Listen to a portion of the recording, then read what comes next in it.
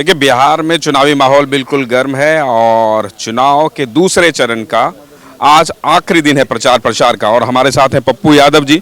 पप्पू यादव जी के साथ थोड़ा सा हम ट्रैवल करेंगे और ट्रैवल करते करते हम बात करेंगे कि आखिर जो दूसरे चरण का आखिरी दिन का जो चुनाव प्रचार है इसमें क्या तैयारी है। एक तरफ इंडिया महागठबंधन जो बिहार में बदलाव की बात कर रही है, वहीं नीतीश कुमार और एनडीए ये भी कह रहे हैं कि भाई हमने काम किया है और काम करेंगे।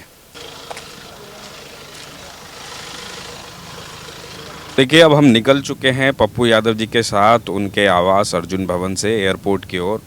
और जिस तरीके से मैं बार बार ये बता रहा हूँ कि आज देखिए दूसरे चरण के चुनाव के आखिरी दिन में हैं हम, जब आज रात 10 बजे तक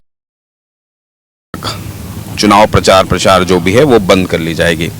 और पहले चरण के मतदान में जो 10% की जो वोटिंग परसेंटेज है, जो पोलिंग हुई है, उसके बढ़ने के बाद कहीं ना कहीं बिहार में जो कुछ राजनीतिक विश्लेषज्ञ लोग हैं वो ये मान रहे हैं कि बदलाव की संभावना है। क्योंकि जब भी वोट मार्जिन या आप ये समझ लीजिए जब भी पोलिंग बढ़े हैं तब ऐसा हुआ है। दूसरे फेज में क्या लग रहा है, जैसे फर्स्ट फेज में बम्पर वोटिंग हुई, लोग कह रहे हैं कि बदलाव की संभावना है। देखिए, एक बात समझिए, बदलाव तो पूरे बिहार के जो जीएनजी हैं, यूथ हैं, वो बिल्कुल अपनी जिंदगी के लिए, अपनी खुशियां के लिए वो परेशान हैं, वो बदलना चाहते हैं। उसके बाद गरीब जनता और किसान जो है, व्यापारी, वो बदलना चाहते हैं। कहता है बहुत हो गया, हद हो गया। सवाल क्या है उसको समझिए। सवाल है ये जो धन पशु, अभी 7 चार्टर प्लेन उतरे हैं, क्या कहते हैं, एयरपोर्ट पे गुजरात से अन्य जगहों पर। ये क्या करने उतरे हैं? कौन लोग आए? बड़ी बड़ी बैग, बड़ी बड़े पैसे, क्यों? काहे? आप मुझे बताइए। मैं तो जिंदगी में इतना परेशान हो गया कि क्या चुनाव लड़ने चाहिए कि नहीं। चुनाव में जिस तरीके से चुनाव आयोग, मतलब आपको मैं यह कह सकता हूं कि चुनाव फेयर होगा ही नहीं कभी। इस तरीके से स्थिति बन गई है। चोरी करने का संभावित चौधरी 2-2 वोट डाल दिए। अब चुनाव आयोग कह रहा गलती से, ऐसा तो होता ही नहीं, कभी हुआ ही नहीं दुनिया में, गलती से लग गया। बाई मिस्टेक वो उसके हाथ में किसी ने लगा दिया वोटिंग। आप तो ऐसी बात करते हैं, ऐसा नहीं होता है, ऐसा नहीं होता। खुद दोनों उंगली दिखा रहे हैं, ये भी बाय मिस्टेक है। दोनों हाथ वो खुद दिखा रही है, बाय मिस्टेक है। हद हो गया। आप जनता के अधिकार और मत से वोट होगा तो इंडिया गठबंधन सरकार कंफर्ट बना लेगी। सर, सीमांचल में एक बड़ा नाम, बड़ा चेहरा आपको ही माना जाता है। और जिस तरीके से दूसरे चरण में चुनाव होना है, एक तरफ तेजस्वी लगातार सभाएं कर रहे हैं, कल अखिलेश यादव भी थे, प्रियंका गांधी आ चुकी हैं, राहुल गांधी आ चुके हैं, वहीं आप भी लगातार लोगों से मिल रहे हैं, आप लोगों से के बीच जा रहे हैं, जनसभा कर रहे हैं। क्या शेड्यूल है? क्योंकि इस उम्र में और जितनी परेशानी आप झेल रहे हैं, लगातार राजनीति में ये भी चर्चा होती है कि पप्पू जी का दिल जितना बड़ा है, या पप्पू जी ने जिस परिस्थिति में अपने आप को एक तरीके से सबको मिला लिया किसी भी परिस्थिति पर, वैसी प्रतिष्ठा या वैसा सम्मान कहीं ना कहीं पप्पू जी को नहीं मिल पाती है। क्या सही बात है क्या सर? अच्छा, व्यक्ति ना अपने सम्मान और स्वाभिमान के लिए क्यों मरता है? अपने कर्तव्यों के लिए क्यों नहीं जाना जाता है? अपने दायित्व का बोध क्यों नहीं निभाता है? आप तो निभा रहे हैं। कृष्ण को सम्मान मिला था क्या? बुद्ध को सम्मान मिला था क्या? कबीर को सम्मान मिला था क्या? बुद्ध को मार पत्थर भगा दिया, मोहम्मद साहब को लाठी पत्थरें चली, कृष्ण राम को सम्मान मिला था। तो आप सिर्फ कर्तव्यों पर, कर्मों पर आपको कोई तकलीफ नहीं होती पप्पू जी? नहीं, ये जो नादान है, नासमझ हैं और जो बड़े लोग सब हैं, वो उसको मैं जाहिल मानता हूँ। उनसे क्या तकलीफ करना, उस पर दया किया जा सकता है। हमको इतना काम है गरीबों के लिए कि तकलीफ होती ही नहीं है।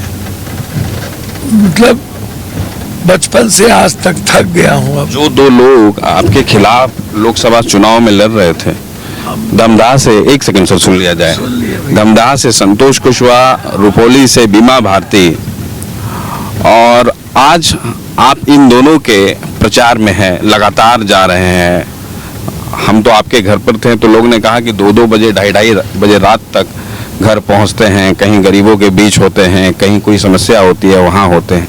उसके बाद लोकसभा चुनाव में हमने ये भी देखा कि आपने अपनी पार्टी का विलय कराया कांग्रेस में, और ऐन वक्त पर कांग्रेस ने आपको एक तरीके से डिच किया। लेकिन आप कांग्रेस के मंच पर दिखते हैं और बड़ा सवाल ये रहता है कि आखिर पप्पू यादव जी को कांग्रेस के सांसद के रूप में देखा जाए या निर्दलीय? ये एक बड़ा सवाल है सर। कोई बड़ा सवाल नहीं है। एक तो कुशवाहा जी हो या कोई हो, घर में विचारों का आदान प्रदान होता रहता है, चलता रहता है। मर्यादा रहने की जरूरत है। और मैं समझता हूँ कि इतना मर्यादा हम लोग को जरूर रहनी चाहिए, ताकि हम लोग रिश्ते को मेंटेन करें। हम इतना जानते हैं, बीमा देवी जी मेरी बेटी की तरह है, सीधी है, और संतोष कुशवाहा जी भी बहुत सीधे लोग हैं। मैंने देखा, बेचारे बहुत सीधे लोग हैं, अच्छे लोग हैं। सर इतना आपके ही दिल में करुणा क्यों? हमको लगता है कि उनको बेचारे को जिस तरीके से क्रिमिनल लोग ट्रैप कर रहा है, मार न दे, मरवा न दे उनको। रात में ही जिस तरीके से डमगरा गांव में हमला हुआ, अनिल मेहता मुखिया को मारपीट किया गया, तो मेरा है कि हमें पहले किसी भी कीमत पर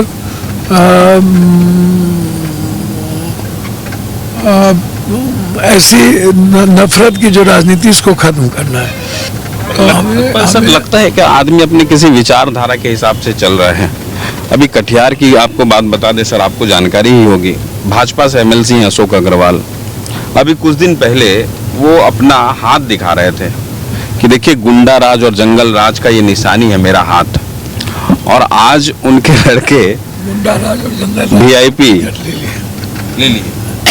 तो कहाँ सर कोई एथिक्स है? नहीं, कोई एथिक्स नहीं। अब एमएलसी साहब भाई, उनका तो अजीब कहानी, वो सब कुछ पैसे की बदौलत ही जीना चाहता, चलना चाहता। उनके लिए सब कुछ पैसा ही है, तो ये सही नहीं है। किसी आज की मुद्दे पे आते हैं, आज कितने जगह जनसभा करने वाले हैं पप्पू यादव जी? आज लास्ट 8 जगह है। आखिरी जी 8 जगह।